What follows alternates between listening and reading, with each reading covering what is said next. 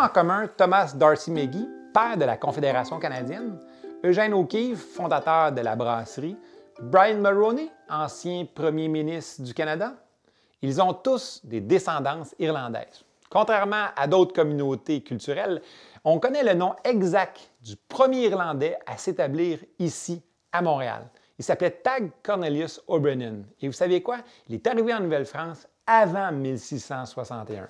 Mais c'est surtout dans la première moitié du 19e siècle que les Irlandais s'installent de façon importante à Montréal. Plusieurs centaines de milliers d'Irlandais vont débarquer au pays entre 1815 et 1870.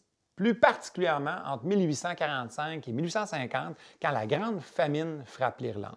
Au milieu du 19e siècle, le Québec va donc vivre un très grand bouleversement démographique. Cette année-là, c'est un peu plus de 98 000 personnes qui quittent l'Europe. Près de 90 000 immigrants arrivent à destination à Grosse-Île, la station de quarantaine dans le Saint-Laurent. En fait, il manque 8 000 voyageurs à l'appel sur cette traversée. Ce sont principalement des Irlandais qui vont mourir durant la traversée, particulièrement d'une maladie qui s'appelle le typhus. Cette population meurtrie par la traversée va s'implanter dans des quartiers ouvriers, Griffintown étant certes le plus connu d'entre eux. Outre le trèfle, la tradition la plus connue des Irlandais est fort probablement le fameux défilé de la Saint-Patrick.